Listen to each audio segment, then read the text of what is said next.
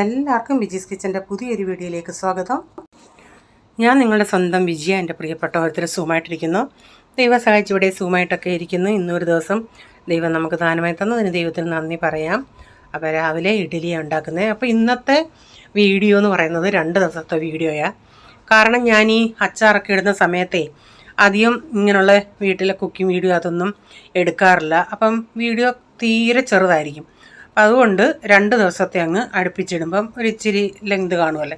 അതുകൊണ്ട് 2 ദിവസത്തെ വീഡിയോ ആണ് ഈ കാണിക്കുന്നത്.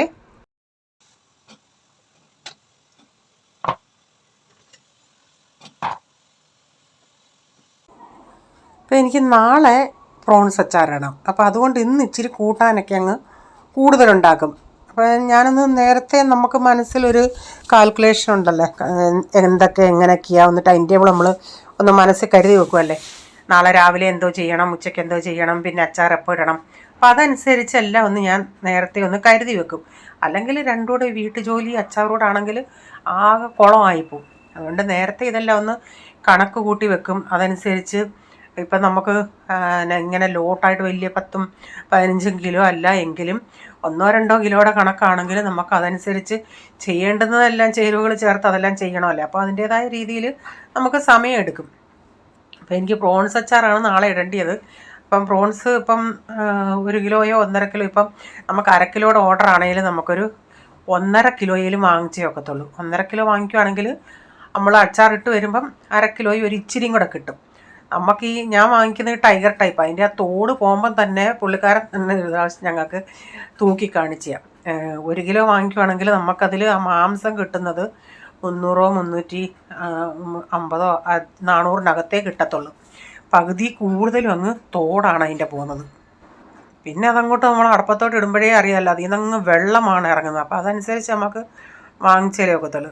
അപ്പം പിന്നെ കൊണ്ടുവന്നാൽ പിന്നെ അതിൽ നിന്ന് ഇപ്പം മീനും ഇതൊക്കെ നമ്മൾ വാങ്ങിക്കുവാണെങ്കിൽ അതിനേക്കാൾ ഡബിൾ ജോലിയാണ് ഇതിൻ്റെ ആ നൂലെടുപ്പ്. ഇപ്പം രാവിലത്തെ ടിഫിനും ബ്രേക്ക്ഫാസ്റ്റൊക്കെ റെഡിയായി. ഉണ്ടായിരുന്നു ഇന്നലത്തെ മീനുണ്ടായിരുന്നു, അതൊന്ന് തിളപ്പിച്ച് വെക്കട്ടെ. പാത്രങ്ങളെല്ലാം കഴുകി ഇനി വെള്ളം തിളപ്പിക്കാൻ വെക്കണം.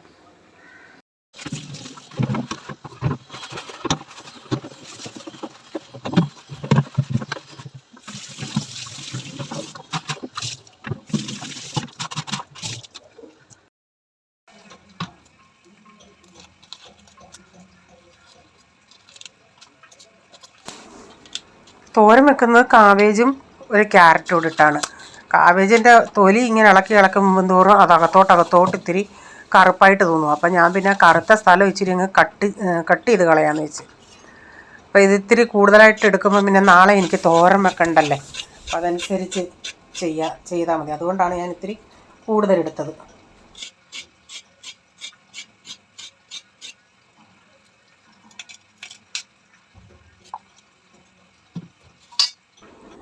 കഴിഞ്ഞ ദിവസം ജുവൽ ചോദിച്ചായിരുന്നു, ആൻറ്റി ഒരു മാസം എത്ര കിലോ സവാളയാവുമെന്ന്. അതൊന്നും ഞാൻ നോക്കാറില്ല. ഇവിടെ സവാള നല്ലതുപോലെ ചിലവാകും. എന്തിനാന്നേലും തോരനാന്നേലും സവാള കൂടുതൽ. ഇപ്പം തേങ്ങ കുറവാണെങ്കിൽ സവാളയൊക്കെ ഇച്ചിരി കൂടുതൽ ചേർക്കും. ഇപ്പോൾ ഒരു പൊട്ടക്കറി വെക്കുവാന്നേലും സവാളയൊക്കെ കൂടുതലാണ്. അതുകൊണ്ട് ഞാനങ്ങനെ നോക്കിയിട്ടില്ല. എന്തുവന്നേലും നല്ല ചിലവാണ് ഇവിടെ സവാളയ്ക്ക്. കൊച്ചുള്ളി അങ്ങനെ നമ്മൾ ഉപയോഗിക്കുന്നില്ലല്ലേ. കൊച്ചുള്ളി ചുരുക്കമായിട്ട് നമ്മൾ കേരളക്കട വരുന്ന വഴിക്ക്, നമ്മൾ സൺഡേ ദിവസം വരുന്ന വഴിക്ക് അവിടെ ഉണ്ടല്ലോ കേരളക്കട, അവിടെ നിന്ന് വാങ്ങിക്കുവാണെങ്കിൽ ഉള്ളു കൊച്ചുള്ളി. പിന്നെ ഞാൻ കാബേജ് എല്ലാം അരിഞ്ഞെടുത്തോണ്ട് വന്ന്, ഞാനിപ്പോൾ ഈ കാബേജ് അരിയുന്നുണ്ടേ ഒരു ബ്രെഡ്, ഇവിടെ ഇപ്പോൾ സ്റ്റോക്കാണല്ലോ നമ്മുടെ വീട്ടിൽ ബ്രെഡ്, ഒരു പീസ് ബ്രെഡ് അതിൻ്റെ അരിയുന്ന പാത്രത്തിൻ്റെ അകത്ത് ഇട്ട് വെച്ചിട്ടാണ് കാബേജ് അരിയുന്നത്. അല്ലെങ്കിൽ ആ മുറി മൊത്തം ഒരു വല്ലാത്ത സ്മെല്ലാണല്ലേ.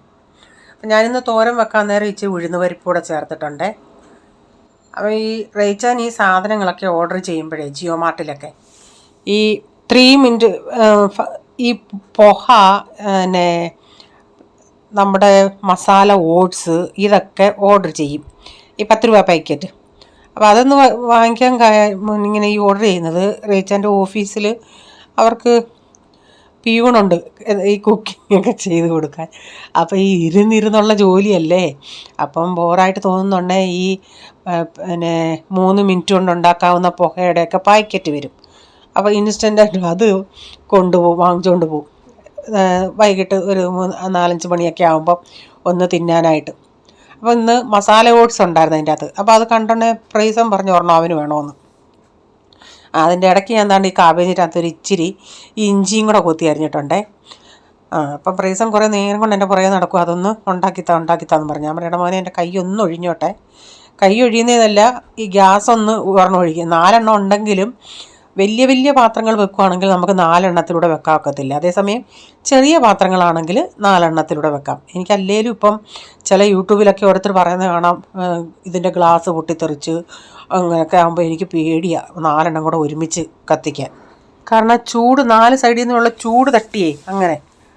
അപ്പം ഞാൻ പിന്നെ ഒന്ന് കൈ ഒഴിഞ്ഞുണ്ടെ ഞാൻ പിന്നെ അവന് ഉണ്ടാക്കി കൊടുത്ത് എന്ത് സന്തോഷം. ഈ കഴിഞ്ഞ ഇന്നാളിലൊക്കെ വാങ്ങിക്കപ്പെടുന്നത് ഇത് ഇഷ്ടമല്ലായിരുന്നു. ചില സമയത്ത് അവർക്കൊരു മൂടുണ്ട്. ഇന്നിപ്പോൾ കൊടുത്തോ അറിയോ നല്ല മാഗിയുടെ ടേസ്റ്റ് ഉണ്ടെന്നും പറഞ്ഞ് പിന്നെ അതും ഉച്ചക്കനടുത്ത് പറഞ്ഞ് എനിക്ക് അത് മതിയെന്ന്. കുറച്ച് കഴിഞ്ഞിട്ട് പറഞ്ഞ് എനിക്ക് വിശക്കുന്നെന്ന്. അങ്ങനെ ഞാനതൊന്ന് ഉണ്ടാക്കി കൊടുത്തിട്ടുണ്ട്.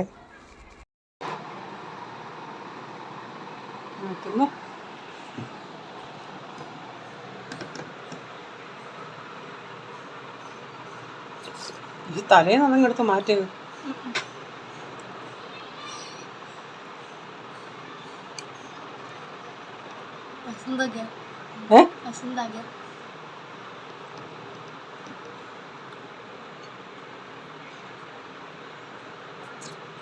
ചൂടാ.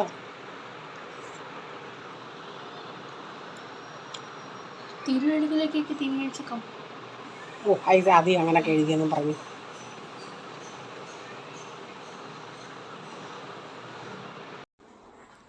അത്രയും ഇന്നലത്തെ വീഡിയോ ആയിരുന്നു. അവൻ ചോദിക്കുക 3 മിനിറ്റ് ആയിരുന്നോ, 3 മിനിറ്റ് ഞാൻ പറയും പിന്നെ അതിൻ്റെ അകത്ത് അങ്ങനെയൊക്കെ എഴുതും. ഞാനൊരു കണക്ക് വെച്ചാൽ ഇച്ചിരി വെള്ളമൊക്കെ ഒഴിച്ചതും ഉണ്ടാക്കിയതും.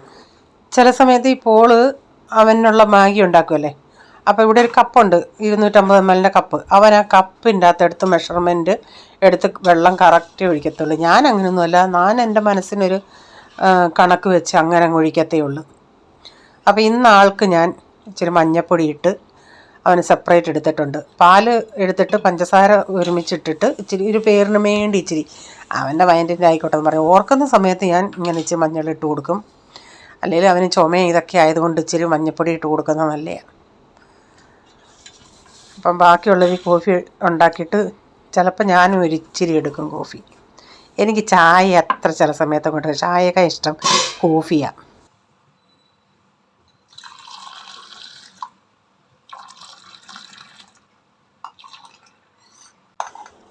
ഇപ്പോഴത്തെ തണുപ്പ് കാരണം നേരത്തെയൊക്കെ ആണെങ്കിൽ ഞാൻ ഇത് ഉണ്ടാക്കിയിട്ട് പച്ചവെള്ളത്തിൽ ഇറക്കി വെക്കും തണുക്കാനായിട്ട്, ഫ്രീസറിന് കൊടുക്കാനേ പെട്ടെന്ന്. ഇതെന്ന് പറയുന്നത് ഈ ഗ്ലാസ്സിൽ തന്നെ നമ്മൾ കുറച്ച് നേരം വെച്ചിട്ട് അങ്ങോട്ട് ഒരു 5-10 മിനിറ്റ് വെച്ചിരുന്നാൽ തന്നെത്താനങ്ങ് തണുത്തുള്ളൂ. അത്രയ്ക്ക് അന്തരീക്ഷം തണുപ്പാണ്. അപ്പോൾ ഇന്ന് ബ്രേക്ക്ഫാസ്റ്റ് ഉണ്ടാക്കുന്നത് പാസ്തയാണ് ഉണ്ടാക്കുന്നത്.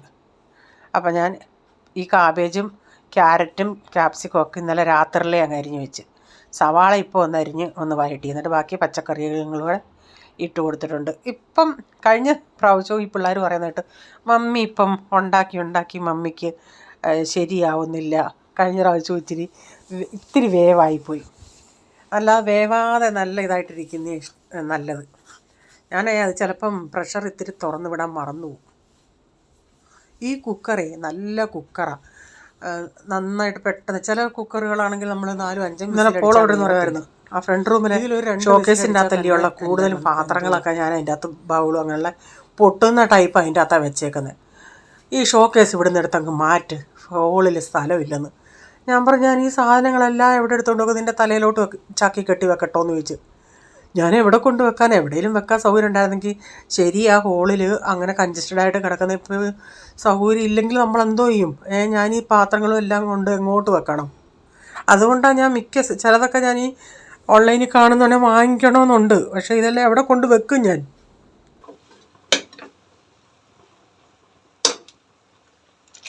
ഇപ്പം ദൈവത്തോട് ഞാൻ പ്രാർത്ഥിക്കുക, ദൈവമേ ഒരു ഇച്ചിരി കൂടെ സൗകര്യമുള്ളൊരു വീട് കിട്ടിയായിരുന്നെങ്കിലെന്ന്. അത് നമ്മുടെ ചിലർ ചിന്തിക്കും അത്യാഗ്രഹമാണെന്ന്. അത്യാഗ്രഹമല്ല. ഇപ്പം നമുക്ക് പിള്ളേരും വലുതായി ഇത്രയും കൺജസ്റ്റഡ് ആയിട്ട് കിടക്കുമ്പം എല്ലാം സാധനങ്ങളും എല്ലാം കൂടി ഇങ്ങനെ കിടക്കുമല്ലേ, അതുകൊണ്ടൊരു ബുദ്ധിമുട്ടുണ്ട്. ചിലപ്പോൾ ചിന്തിക്കും, ദൈവമേ ഇതേലും ദൈവം തന്നല്ലേ തലചായ്ക്കാനൊരു ഭവനം തന്നല്ലേ, ഇതുപോലും ഇല്ലാത്ത എത്രയോ പേര് കാണും. അങ്ങനെ അങ്ങ് സംതൃപ്തിപ്പെടാം. ഇന്നലെ ആലീസും പറയുമായിരുന്നു, അമ്മമാരുടെ ഒരു ബുദ്ധിമുട്ടാണ് രാവിലെ മോർണിങ്ങിന് എന്തോ ഉണ്ടാക്കണം അതൊരു വല്ലാത്ത ഒരു ടാസ്ക് ആണെന്ന്. സത്യമാണ്. കൊടുക്കുന്ന ഉടനെ പിള്ളേർ പറയൂ ഇതേ ഉള്ളൂ. പക്ഷെ അത്രയും നമ്മൾ ചെയ്ത് ഓർത്ത് ഉണ്ടാക്കുന്ന പാട് നമുക്കറിയാം. അപ്പോൾ ഇന്ന് ഞാനത് കുഴഞ്ഞു പോകണ്ടെന്നും പറഞ്ഞ് ഞാനത് വെന്തിട്ടിങ്ങനെ ചീനച്ചട്ടിക്കകത്താണ് ഇട്ട്. കാരണം കുക്കറിലാകുമ്പോൾ ഇത്തിരിയും കൂടെ ഒന്ന് ഇടുങ്ങിയിരിക്കുമല്ലേ, അതുകൊണ്ട് ഇതിൻ്റെ അകത്ത് ഇപ്പം തീയൊന്നും ഇട്ടിട്ടില്ല ഞാൻ. അത് മയോണൈസ് ഇതൊന്ന് മിക്സ് ചെയ്യാൻ ഞാൻ ഉരുളിക്കകത്ത് ഇങ്ങനെ ചീനച്ചട്ടിയിൽ ഇട്ടതാണ്. തീയെല്ലാം ഓഫാണ്. അപ്പം ഞാൻ പ്രോൺസ് ഓർഡർ ചെയ്ത് അയാളുടെ വൈഫാണ് കൊണ്ടുവന്നത്, അവളെ ആക്റ്റീവയ്ക്കകത്തേ. ഇന്നൊരു സാമ്പാർ അങ്ങ് വെക്കാമെന്ന് വെച്ച്. മോരുകറി ഇന്നലത്തെ ഇരിപ്പുണ്ട്, അപ്പോൾ തോരനും ഉണ്ട്. അപ്പോൾ ഈ ഒരു സാമ്പാർ ഉടങ്ങ് വെക്കാമെന്ന് വെച്ച്. മസാലയെല്ലാം ഇച്ചിരി മല്ലിപ്പൊടിയും മുളക് പൊടിയും ഉലുവാപ്പൊടിയും മഞ്ഞപ്പൊടിയും എല്ലാം കൂടെ ഒന്ന് ചൂടാക്കി അങ്ങ് കഷ്ണങ്ങളൊക്കെ ഞാൻ അരിഞ്ഞെടുത്തായിരുന്നു. അപ്പോൾ എൻ്റെ മൊബൈലാകെ അങ്ങ് എന്തോ, എല്ലാവരും പറയും പുതിയത് വാങ്ങിയിരേച്ചി പുതിയത് വാങ്ങിയിരെന്ന്. പുതിയത് വാങ്ങിക്കാനൊന്നും ഇപ്പം അങ്ങോട്ടൊരു കപ്പാസിറ്റി ഇല്ല. അപ്പം ഇത് ഞാൻ ഈ ഫ്രണ്ട് ക്യാമറ വെച്ച് സംസാരിക്കുമ്പോഴേ, അല്ലാതെ ഇങ്ങനെ വോയിസ് ഓവർ കൊടുക്കുമ്പം നമുക്കൊന്നും മനസ്സിലാവത്തില്ല. അല്ലാതെ നമ്മുടെ ഫേസ് വെച്ച് നമ്മൾ ക്യാമറയിൽ സംസാരിക്കുന്നുണ്ടേ വായുടെ ചലനം ഒന്ന്, സൗണ്ട് വേറെ, അങ്ങനെ വരും. അതൊരു വല്ലാത്ത, എത്ര അഡ്ജസ്റ്റ് ചെയ്യാമെന്ന് വെച്ചിട്ടും പറ്റുന്നില്ല. അതെന്തുവാണെന്ന് എനിക്കറിയത്തില്ല. അപ്പം പല പ്രശ്നങ്ങൾ വരുന്നുണ്ട്. ഈ എഡിറ്റിംഗ് ചെയ്യുന്ന സമയത്ത് ഞാൻ വോയിസ് ഓവർ കൊടുക്കുന്നുണ്ടേ നമ്മളത് ഒരു സ്ഥലത്ത് സംസാരിച്ച് കഴിഞ്ഞിട്ട് നിർത്തുമല്ലേ, നിർത്തിയിട്ട് നോക്കുന്നുണ്ടേ അവിടെങ്ങും അത് സൗണ്ട് നമ്മളീ പറയുന്നത് വരത്തില്ല. അത് എവിടെ പോയെന്ന് എനിക്കറിയത്തില്ല. പിന്നെ വീണ്ടും വോയിസ് ഓവർ കൊടുക്കും. ഒരു വീഡിയോ എഡിറ്റ് ചെയ്യുമ്പോൾ എത്ര പ്രാവശ്യം എനിക്കിങ്ങനെ സംഭവിച്ചിട്ടുണ്ടെന്നറിയാമോ? എന്ത് സമയം പോകുന്നതെന്നറിയാമോ? മൊബൈലിൻ്റെ കുഴപ്പമാണ്.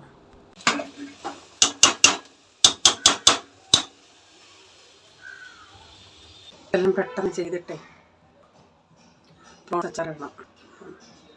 എന്നാലും പറയല്ലേ, മുതുകത്തെ തൊലി കളയും, നൂല് കളയും. പക്ഷെ അങ്ങനെ നൂല് കളയണോ ഇനിയും? അതുകൊണ്ട് ഇന്നത്തെ ഓരോ ഇരിപ്പുണ്ട്. സാമ്പാറിന് ഇനി കടുക് വെക്കണം.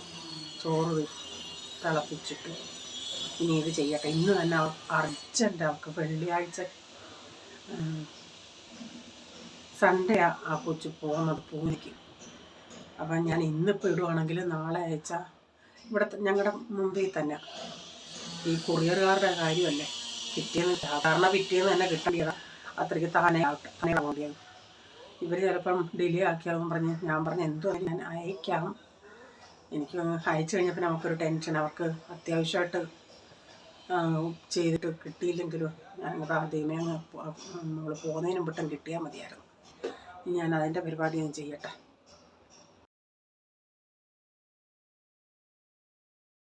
ഇത് തുറന്ന് നോക്കിയില്ലായിരുന്നു, ഇപ്പോഴാണ് നോക്കിയത്. കഴിഞ്ഞ 2 പ്രാവശ്യം വന്നപ്പോൾ അവർ ഈ മുതുകത്തുനിന്ന് ഇങ്ങനെ പൂളി ഇവിടുത്തെ എടുത്ത് കളഞ്ഞിട്ടുണ്ടായിരുന്നു. എനിക്ക് പിന്നെ അടിയിലത്തെ എടുത്താൽ മതിയായിരുന്നു. പക്ഷേ ഇന്നങ്ങനെ പൂളിയിട്ടില്ല. അവർക്ക് ആ കയ്യിൽ ഇങ്ങനെ ഇവിടുന്ന് ഇങ്ങനെ കിട്ടുമല്ലേ, അതേ എടുത്ത് മാറ്റിയിട്ടുള്ളൂ. ഇതിൻ്റെ അടിയിൽ നിന്നാണ്ട് ഇങ്ങനെ ഇടണമുണ്ട്. അവർ പറയുന്നത് അതെടുത്ത് കളഞ്ഞില്ലേലും കുഴപ്പമില്ലെന്ന്. പക്ഷേ ഞാനെടുത്ത് കളയും കേട്ടോ. ഉണ്ടോ, ഇങ്ങനെ ഒരു നൂല് കിട്ടും.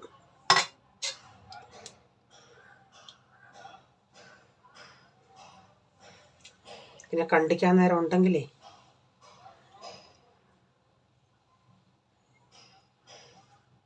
ഉണ്ടോ, അവർക്ക് അത്ര കിട്ടാനാ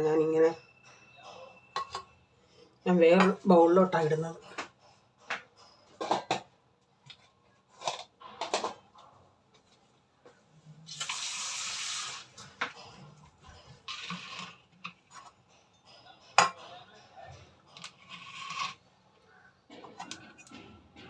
ഞാൻ ആ പുറത്തെ എടുത്തേ ഞാൻ അകത്തുനിന്നും ഇങ്ങനെ കിട്ടും, അടിവശത്തുനിന്നും.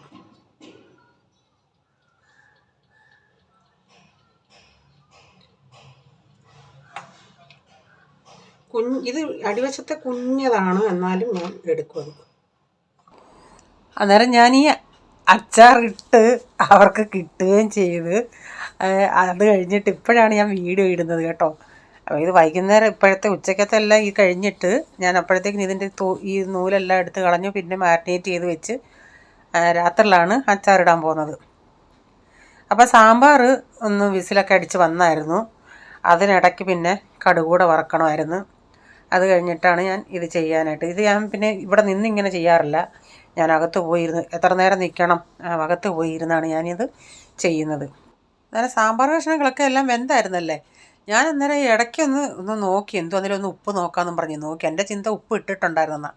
അപ്പോൾ ഉപ്പൊന്നും ഇട്ടിട്ടില്ലായിരുന്നു. പിന്നെയാണ് ഞാൻ ഉപ്പിട്ടത്. അപ്പോഴേ നമ്മൾ ഒരു കറി എത്ര ഇസ്തിരിയിട്ട് എത്ര നമ്മൾ കൂടിയ ഇതൊക്കെ ചേർത്തുണ്ടാക്കിയാലും ഉപ്പിട്ടില്ലയോ ആ കറിക്ക് ഒരു ടേസ്റ്റും അറിയത്തില്ല. ആ കറി എന്തുവാണെന്ന് പോലും നമുക്ക് മനസ്സിലാവത്തില്ല. പക്ഷേ ഒരിച്ചിരി ഉപ്പ് വേണം. ഉപ്പാണ് കറിയുടെ മെയിൻ. അതെൻ്റെ കണ്ടുപിടുത്തമാണോ എന്ന് എനിക്കറിയത്തില്ല കേട്ടോ. അപ്പോൾ ഇന്നത്തെ വീഡിയോയിലെ വിശേഷങ്ങൾ ഇതൊക്കെയായിരുന്നു. വീഡിയോ ഇഷ്ടമായെങ്കിൽ ലൈക്ക് ചെയ്യണേ. നിങ്ങളുടെ അഭിപ്രായം കമൻറ്റിൽ കൂടെ അറിയിക്കണേ.